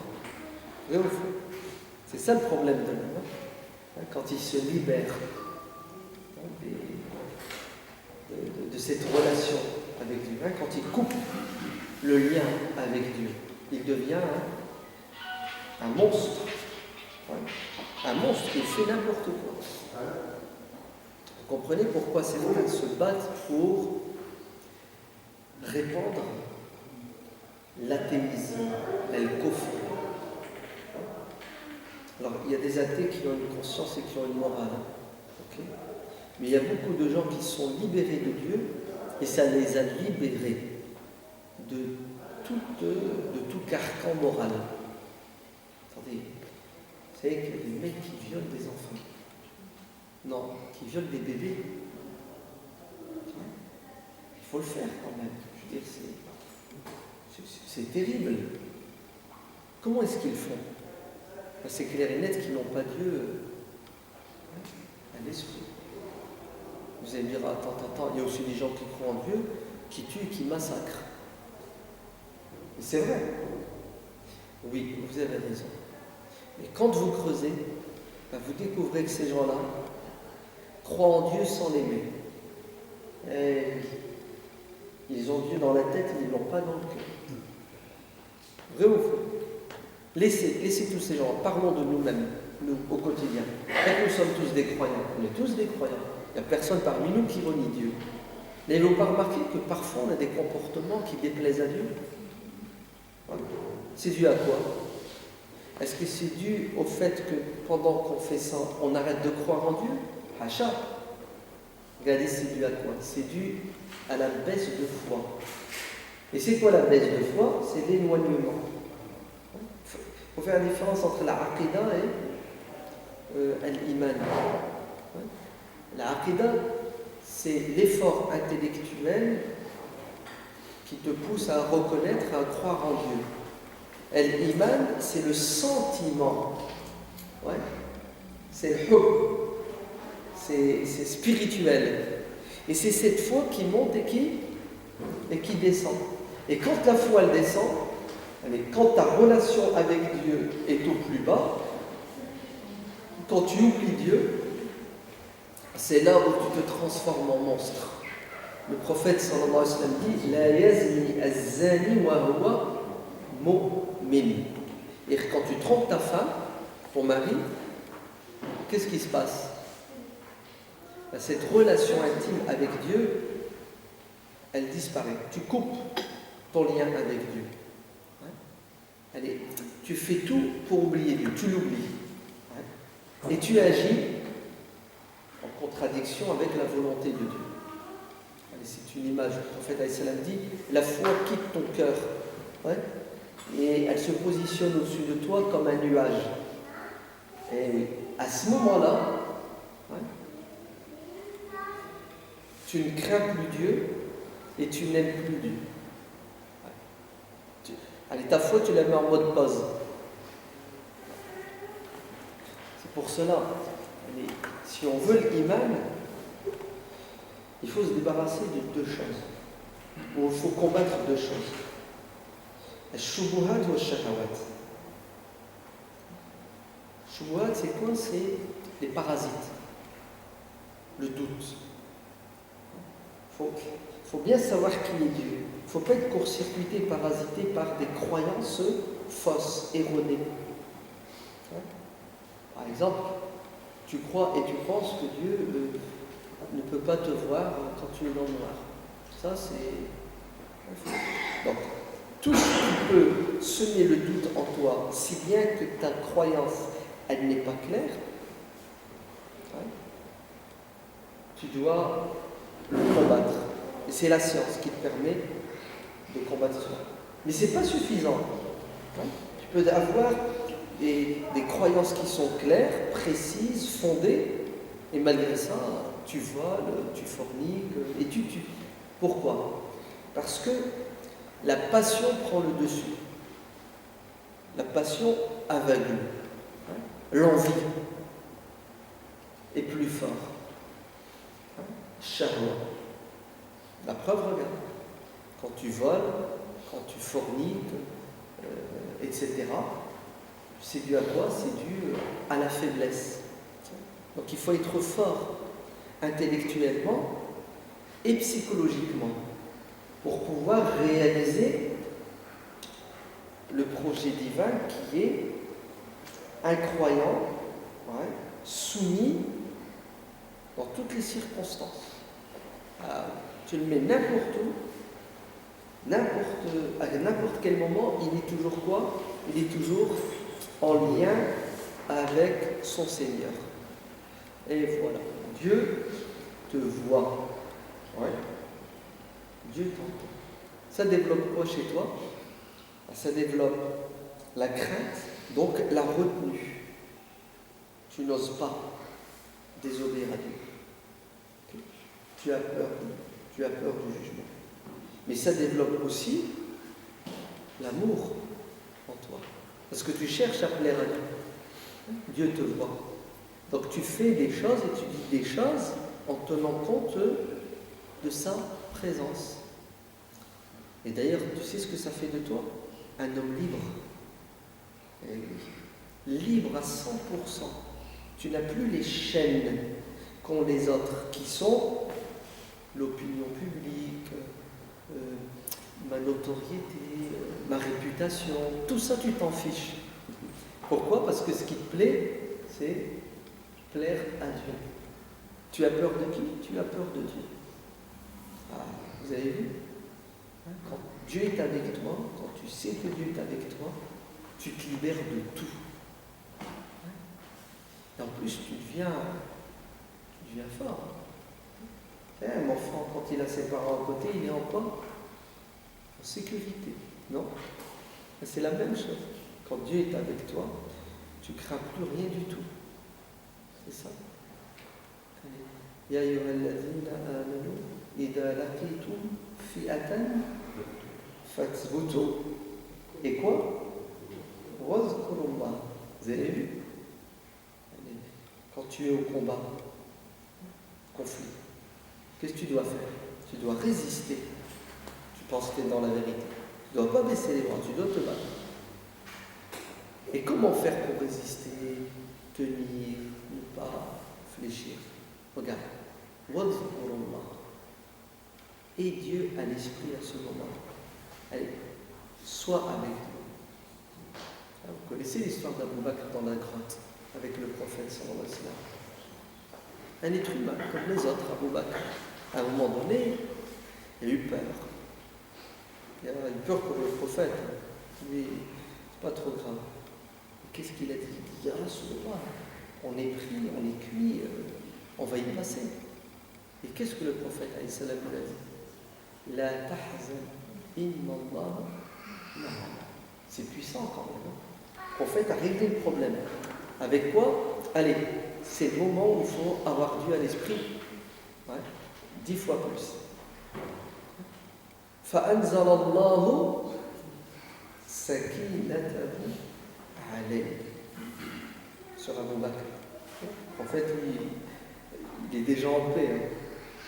En fait, il n'y a pas besoin que Dieu le réconforte. Il est déjà dans le réconfort. C'est tout. Vous avez vu? Quand tu as l'Esprit Dieu, quand Dieu est dans ton cœur, automatiquement, tu es apaisé. Le résultat. La sakina, la sérénité. Tu deviens zen. C'est comme ça qu'ils disent. Une pause s'impose. N'est-ce pas? On fait une petite pause, Inch'Allah. Comme d'habitude, les frères et les sœurs nous ont préparé un thé et un café. On passe, Inch'Allah, une petite pause et on se revoit dans quelques minutes. Allah y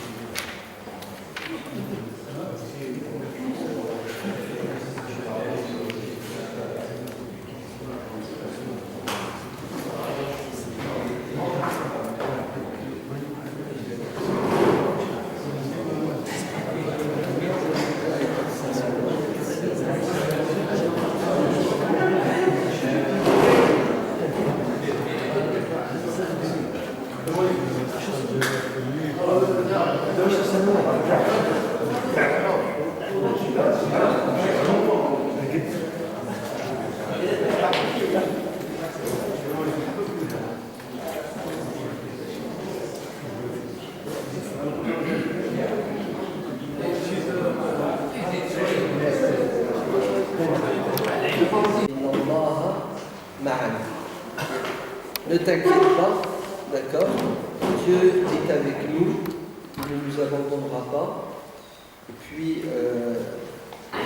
sache que le Tout-Puissant, c'est Dieu, ce n'est pas l'être humain. Et ça s'appelle at-tawakkul, c'est ça? Inna Allah yuhibbu al-mutawakkilin. Dieu aime ceux qui placent confiance en lui. C'est ça? Hasbunallah wa ni'ma al-wakil. Les véritables croyants s'en remettent à Dieu, quelles que soient les circonstances. Pourquoi? Parce qu'ils savent que c'est Dieu qui gère l'univers et que l'être humain n'a aucun pouvoir. N'arrive sur terre que ce que Dieu veut. Vous avez vu la rapide? Elle est puissante quand même. قُلْ لَنْ يُصِيبَنَا إِلَّا مَا كَتَبَ اللَّهُ لَنَا. Vous vous rendez compte? Dis-leur, dis à l'univers tout entier, dis à tes ennemis, à ceux qui complotent contre toi, que vous ne pouvez m'atteindre que par la volonté de Dieu, et la volonté de Dieu est meilleure que la mienne. Il faudrait les Ibn Riyad dit le choix de Dieu est meilleur que le mien. Car le mien est relatif, et celui de Dieu n'est pas relatif.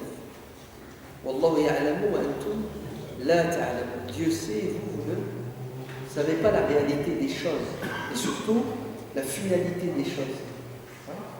Il se peut que vous détestiez quelque chose et que ce soit le bien par excellence. Et vous refusez certaines choses alors que c'est dans ces choses que se trouve votre bonheur. C'est pas évident d'accepter ça. Vous avez compris? Quand un malheur te frappe, parfois tu te rebelles. Tu dis pourquoi? Qu'est-ce que j'ai fait?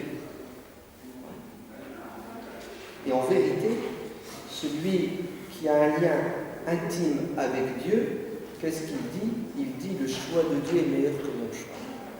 Dieu sait ce qui est bon pour moi. Et dans n'importe quel cas de figure, je suis gagnant, puisque tout ce qui vient de Dieu pour un croyant est toujours positif. Même l'épine, comme dit le prophète, qui te fait mal, tu te piques, mais Dieu efface tes péchés, il élève ton rang. Mais à une condition. Il faut que tu reconnaisses que c'est la volonté de Dieu et que tu te mettes dans la posture de Ar-Radi, celui qui est satisfait de ce que Dieu décide pour lui. Et celui qui développe cette notion de tawakkul, et il vit dans la sérénité et dans la paix en permanence. Il n'a rien à craindre. Vous entendez? Et il est tranquille, parce qu'il a Dieu avec lui. Et il est en relation avec lui. Vous voyez comment notre prophète, sallallahu alayhi wa sallam, malgré les turbulences, il en a vécu, s'il y avait quelqu'un qui a porté, qui a souffert, c'est le messager de Dieu. Malgré toutes ces turbulences, le prophète, il est en paix avec lui-même. Quand les sahaba viennent se plaindre, il les renvoie vers quoi? Il les renvoie vers la confiance en Dieu. Khabbab ibn al-Araz, Ya Rasulallah, implore Dieu pour nous, demandez de nous sortir de cette galère dans laquelle nous sommes, qui nous donne la victoire contre nos ennemis. Le prophète va le calmer. T'inquiète, si vous patientez, si vous en remettez à Dieu, la finalité, la conclusion, elle reviendra toujours aux croyants. Vous aurez le dessus non pas sur ces Quraysh, ces Arabes, la ville, mais vous aurez le dessus sur les Perses, sur les Byzantins. Quel avant d'avoir le dessus sur les autres, sois d'abord capable d'avoir le dessus sur toi-même. C'est là où le bas blesse. On n'arrive même pas à nous dominer et on prétend vouloir mettre de l'ordre ailleurs. Mets de l'ordre dans ton esprit, mets de l'ordre dans ton cœur, mets de l'ordre dans ton quotidien, en essayant de garder le cap. C'est ça? Donc il y a Abu Bakr, ne t'inquiète pas. On a fait ce qu'on devait faire, c'est-à-dire une stratégie, un plan. On a pris nos précautions et maintenant le reste est entre les mains de Dieu. Et subhanallah, ça fait rêver.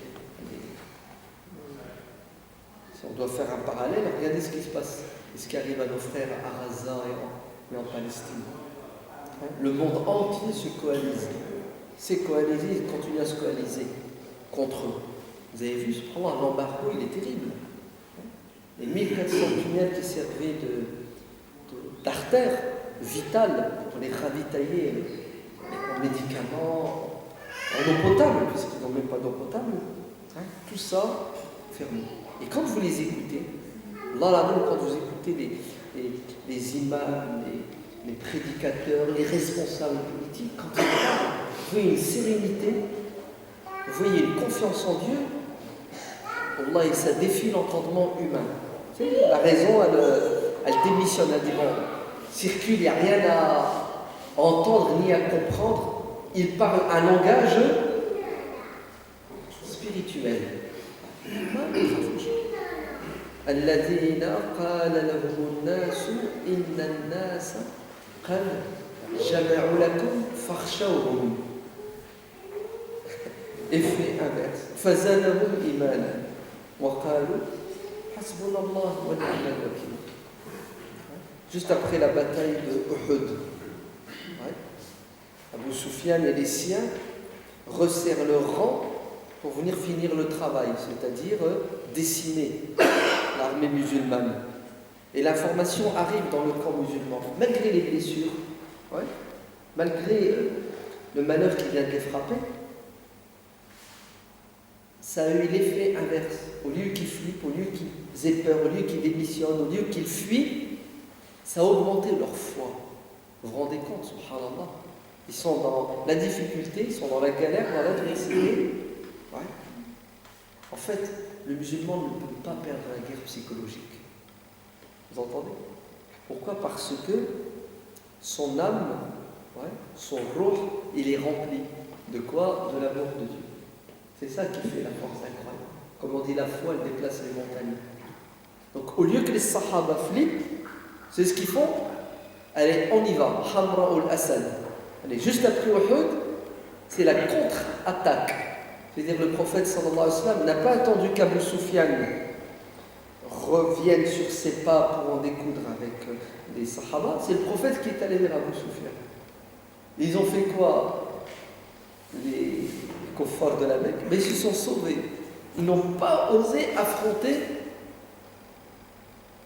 l'armée musulmane, donc qui est moins nombreuse, qui vient de subir un affront militaire, laquelle la victoire elle est avant tout psychologique et spirituelle. Le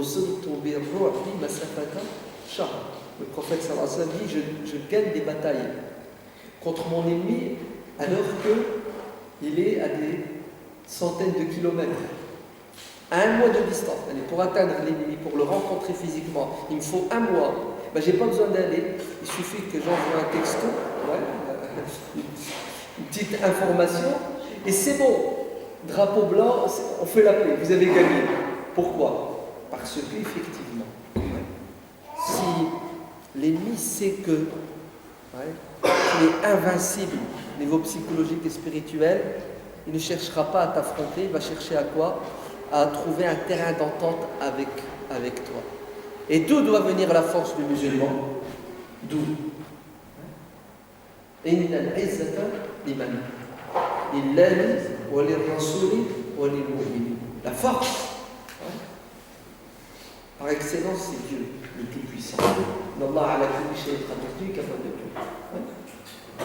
Et son messager, qui a compris cela, exprime cette force et cette puissance. Ali ibn Abi Talib nous dit, quand ça chauffe au champ de bataille, quand la situation est critique, d'où trouvait-il la force pour résister, pour tenir? Dans le prophète sallallahu alayhi wa sallam. Car le prophète, il était le plus proche des lignes ennemies. Ce n'était pas un lâche, un fuyard. Le prophète n'a jamais connu la défaite psychologique et spirituelle. D'accord? Pourquoi? Parce que quand il était allongé, il faisait sa sieste. Il y a un ennemi qui prend l'épée du prophète sallallahu alayhi wa sallam, qui est accroché à la branche, et il pose l'épée sur le cou du prophète en disant: Ya Mohammed, tu fais quoi maintenant? Le prophète le regarde. Qui va te sortir de cette galère dans laquelle je viens de te mettre là? T'es un homme mort. Le prophète le regarde et dit: Allah. Vous voyez, subhanallah, la confiance, c'est fort quand même. C'est pas évident, attention. Il faut l'avoir, c'est là la confiance en Dieu. Il dit: Allah va me sortir de cette galère. Et le mec est pris de panique, tétanisé par la volonté de Dieu. Et le prophète, il prend l'épée et lui dit: alors, et toi maintenant, tu fais quoi? Qui va te sortir de cette galère?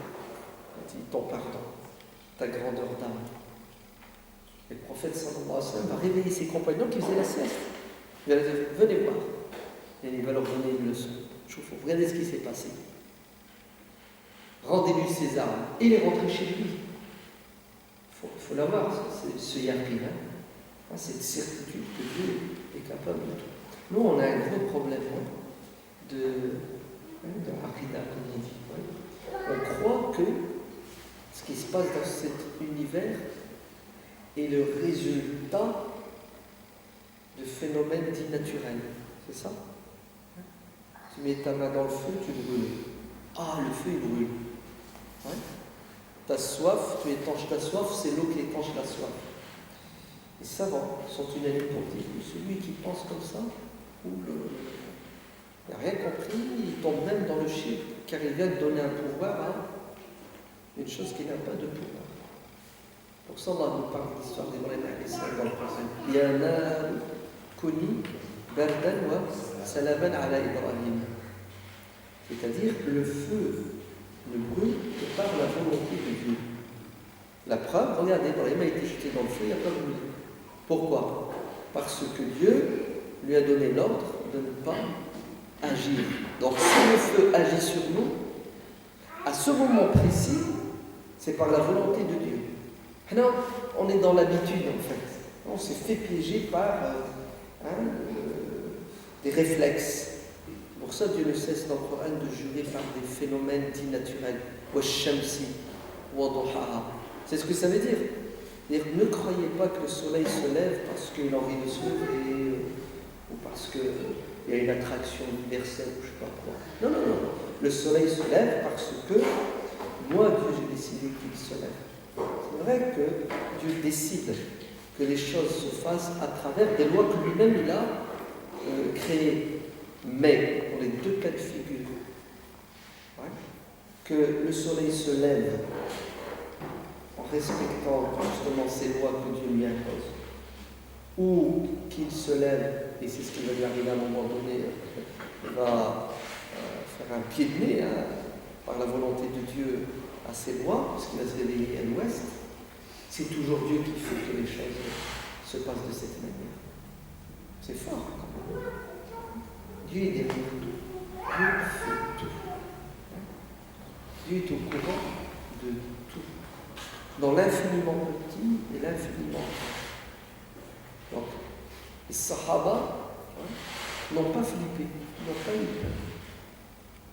Et quand ils ont peur, Dieu les réconforte avec des versets du Coran. حسبتم أن تدخلوا الجنة ولما يأتكم مثل الذين خلوا من قبلكم مستهم البأساء والضراء وزلزلوا حتى يقول الرسول والذين آمنوا معه متى نصر الله. C'est humain, on a des faiblesses. Ils sont arrivés au paroxysme. La souffrance est terrible. Comme on dit, on voit pas le bout du tunnel. Si bien que, Seigneur, à quand la victoire? On n'en peut plus. Ala inna nasrallahi qad. Dormez tranquille. La victoire de Dieu est proche. Mais ce n'est pas vous qui décidez de cette proximité. Quand? C'est pas vous. C'est moi qui décide. C'est pour ça, quand vous écoutez et quand vous regardez, c'est pas seulement, vous pouvez voir toutes ces notions, vous savez, spirituelles, avec nos frères en Égypte, ce qu'ils vivent là, ce qu'ils subissent et ce qu'ils disent. Allah al-Adim, tu te dis, Allahu Akbar, l'islam est trop fort. C'est impressionnant, hein. Une sérénité. Les flics qui viennent par centaines, ils le cueillent, ils le prennent de chez lui pour l'emmener en prison et il a le sourire. Ça, tranquille. Combien d'entre nous flipperaient? Cheikh Moujdi René, il est raconté comme ça. Il disait moi, il est hors de question que je me laisse faire, si jamais ils veulent m'arrêter, me mettre en prison. Il y a quelques années. Son chef dans sa halakha, qui l'éduquait, il a dit quoi? Tu n'as rien compris à notre éducation. Ouais. On doit passer par des épreuves. Et t'inquiète, ces gens-là n'agissent pas de même. Le croyant, il est éprouvé. Hada qadaruna, la takhaf. Dans n'importe quel cas de figure, nous sommes gagnants et nous sommes la volonté de Dieu. Nahnu qadarullah. Ouais. On va aller en prison et il y a un chef. Ibn Taymiyyah, ce qu'il a dit. As-sijnu khulwati. Mettez-moi en prison. Ouais. Ça ne m'atteint pas, parce que pour moi la prison c'est une aubaine, car ça va me permettre de faire une retraite spirituelle. Vous avez vu, la prison, l'objectif c'est de limiter la liberté de l'individu. En vérité, Ibn Taymiyyah se libère en prison de quoi? De la pression sociale, des contingences matérielles. C'est là où il trouve son plaisir et son bonheur. C'est puissant. Vous savez qu'il y a des gens qui ont été condamnés à 20 ans de prison. Et quand le juge a annoncé la condamnation, c'est ce qu'ils ont dit, Alhamdulillah. Le mec qui est condamné à 20 ans, il dit Alhamdulillah. Oui, c'est la foi qui fait ça. C'est l'yaqin. Faqdi ma anta qadin innama taqdi hadihi al-hayat. Les Anglais en Inde, quand ils ont arrêté les moujahidines, et quand ils ont pris les armes contre la colonisation, la destruction de l'Empire musulman en Inde, ils ont arrêté des savants. Ils ont arrêté un grand chef, j'ai oublié son nom. Et à la fin, ils l'ont condamné. Mais avant de le condamner, les Anglais sont plus perfides. Hein, ils essaient toujours de t'acheter, c'est de te soudoyer.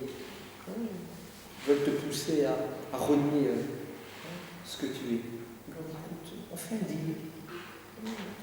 Tu mets de l'eau dans ton thé et puis tu t'en sors, on est tous gagnants. Non, ça va pas. Vous voulez que je trahisse? Il est hors de question. Je dis, bah, t'es pas clair, attention, on va te condamner à mort. Hein. C'est ce qu'il a dit le shir. Tout ça, c'est au tribunal. Hein. Il a dit, faqdi ma anta khadi. Fais fais ce que tu veux. Ton pouvoir est limité. On se retrouvera devant Dieu. Il est tombé martyr, cela. Le sourire. Il aurait pu s'en sortir avec un poste, avec un salaire, même pas avec une résidence surveillée en plus. Ouais. Non. C'est pourquoi? Parce qu'il allait appris que tout est éphémère et qu'à un moment donné, il va se retrouver devant son Seigneur. C'est pour ça, la Aqidah dans le Coran, elle est toujours agrémentée d'événements pour que Dieu nous montre que c'est pas du virtuel, c'est pas de l'impossible, c'est du réel. Les magiciens, Saharat Fir'aoun, c'est trop fort, c'est trop puissant. Quand ils sont devant Pharaon, ils négocient avec lui les postes. Tu nous donnes quoi si on gagne contre Moïse? On est prêt à faire le sale boulot, à laquelle il n'y a rien de gratuit sur terre. Et il leur a promis bons et merveilles, l'argent, la notoriété, tout ce que vous voulez, vous l'aurez. Mais s'il vous plaît, débarrassez-moi de ce danger qui s'appelle les islamistes, les intégristes, représentés par Moussa. Là, vous savez, quand ils se retrouvent devant Moussa, et qu'ils ont vu que Moussa, il était sincère et c'était du vrai, hop, subhanallah, amanna bi rabbi Moussa wa Haroun. Fini, ça ne marche pas ton truc. C'est fort quand même. C'était les personnes les mieux placées pour savoir si Moussa était un imposteur ou non. Réaction. Les tyrans, ils perdent la raison. Hein. Comment? Amantum bihi qabla an adina lakum. Vous croyez en lui alors que je ne vous ai pas donné le feu vert. Vous avez vu comment ils sont les despotes? Tu crois quand je décide. T'arrêtes de croire quand je décide. En fait, ils veulent te retirer la liberté. La liberté que Dieu nous a donnée, ils veulent nous la retirer. C'est ce qu'ils nous ont dit. Les menaces. Ouais. Je vais vous amputer de quoi? Du bras droit, c'est ça? De la jambe gauche. Je vais même vous crucifier. Comme ça, vous servirez d'exemple aux autres pour les dissuader de se rebeller contre ma puissance. Bref, il a essayé de les acheter, ça a failli marcher. Maintenant, il essaie de les exterminer, rien à faire. Ils lui ont dit, fais ce que tu as à faire. Ouais. On se retrouvera devant le Seigneur de l'univers. Et ils sont morts? Non, astaghfirullah, ils sont pas morts. Il ne faut pas dire de ceux qui sont tombés martyrs qui sont morts. Ouais. Attention. Et ils sont vivants. Ouais. Ils ont fait un pied de nez à Pharaon. Ils ont gagné l'éternité. C'est fort quand même. Hein. Vous avez vu le vrai iman, la vraie foi. Vous avez vu le vrai lien avec Dieu. Le grand Cheikh Abou Bakr Traboulsi, rahimahullah, il a fait une khutbah al-Jumu'ah. Dans sa khutbah, il va critiquer le despote de l'époque. À un moment donné, l'Égypte était dirigée par des Fatimides. Une secte chiite, c'est l'Ubaydiyoun. Vraiment, plus égaré que ça, tu ne trouvais pas. D'ailleurs, l'un de leurs dirigeants, qui s'appelle Hakim bi Amrillah, s'est autoproclamé Dieu à un moment donné. Il a dit, c'est moi, Allah. Vous entendez, hein? Et il a promulgué des lois qui dépassent l'entendement. Il a interdit aux gens, écoutez bien, de vivre la journée, de travailler la journée. Il a inversé l'horloge biologique divine. Donc les gens devaient vivre la nuit, travailler la nuit, et le jour, ils doivent disparaître de la circulation et dormir. L'inversion. Hamaka, tu sais, les despotes et les tyrans, ils font des choses, tu dis, ils sont malades, ils sont fous. Oui, c'est ça, la folie des grandeurs. Ouais. Hada, Boubacar Traboussi va faire une khutbah de Jumu'ah dans laquelle il va inciter les gens à quoi? À se rebeller contre Pharaon.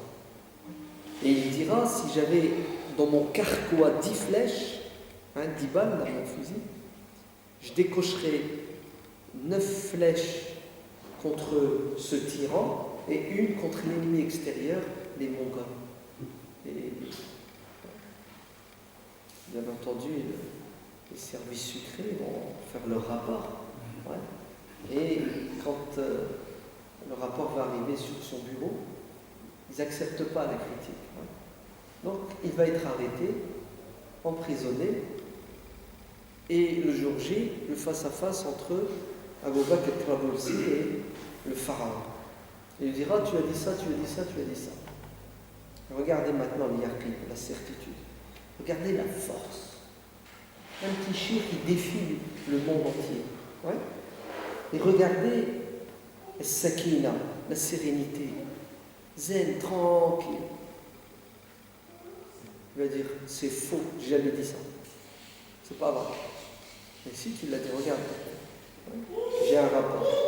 C'est ça le problème, les intermédiaires, ils faussent tout. Hein. Pour ça, il faut tout enregistrer comme ça. Ça servira. Il a dit, ce que j'ai dit, c'est si j'avais. Alors, le rapport, il a été faussé parce que il est contraire à ce qu'il a dit. Dans le rapport, c'est écrit que l'imam a dit, s'il avait 10 flèches, il tirerait 10 flèches contre les Mongols et une contre le dirigeant. Je dis, c'est pas vrai, j'ai jamais dit ça. Je dis, si, tu l'as dit. Non. J'ai dit que si j'avais 10 flèches, j'en décocherais 9 contre toi et une contre l'ennemi. Il y a une erreur de frappe. Ouais. Il a confirmé, il a rappelé la vérité. Comment ça s'est terminé? Ça s'est terminé avec une crucifixion en place publique, vous entendez? En place publique, et ils ont ramené un boucher qui l'a dépecé. Il a retiré la peau et le couteau.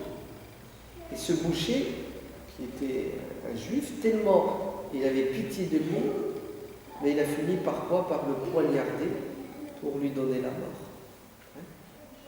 Vous avez vu la confiance et la sérénité et le défi de personne. Le Qadi Ahmed ibn Jahaf en Espagne, en Andalousie. Vous savez, quand les chrétiens font ce qu'on appelle la Reconquista, ils ont fait le siège de Valence, Valencia. Et les Moudjahidines se battent. Malheureusement, les frères musulmans ne sont pas venus les aider. Et à un moment donné, tu n'as plus de vivres, tu n'as plus d'eau, donc il y a des discussions pour essayer de trouver un terrain d'entente avec l'ennemi. Celui qui faisait le siège, c'était As-Sayyid, le Cid. Le Cid, il a déjà fait Corneille, le Cid Campeador. As-Sayyid al-Computer, na'latullahi alayh. Comme ça que les historiens musulmans le nomment. As-Sayyid al-Computer, na'latullahi alayh. La'in, le maudit, parce que c'était un monstre. Donc discussion, et à un moment donné, regardez la trahison, les riches, les notables, les bourgeois de la ville vont accepter la reddition, ils vont se rendre. Alors que les combattants, les moudjahidines qui ont à leur tête le Qadi, le grand juge Ahmed ibn Jahaf, disent il est hors de question qu'on se rende, parce qu'ils n'ont pas de parole et ils vont nous massacrer. Autant mourir et résister debout. Et les autres vont trahir. Ils vont se rendre, ils vont ouvrir les portes. Le noyau dur des moudjahidines sincères continue à résister jusqu'à ce qu'ils se retrouvent encerclés dans la citadelle. Et bien entendu, c'est une bataille perdue. Ceux qui ne sont pas martyrs se font arrêter. El Qadi fait partie des prisonniers. Ils vont le juger en place publique. Et il suffit qu'il signe, il suffit qu'il reconnaisse, il suffit qu'il se prostitue politiquement, intellectuellement et tout ce que vous voulez, et il a la dunya. Il leur a dit non. Jusqu'au bout. Et si je dois mourir, je suis mort. La yastakhiruna sa'atan wa la yastaqdimun. Ah, il y a la aqida. Vous avez compris. Et si tu dois mourir, tu mourras. Tu ne peux pas avancer ni retarder d'une seconde. Ça développe quoi chez toi? L'apaisement, oui ou non? fait deux choses. Le fait qu'on ne sache pas quand on va mourir, le fait que la mort ne dépend pas de nous et de personne, ça développe chez nous deux choses. La tranquillité, la sérénité, puisque personne ne peut t'ôter la vie, donc tu ne crains personne, n'est-ce pas? Donc tu vas adorer personne.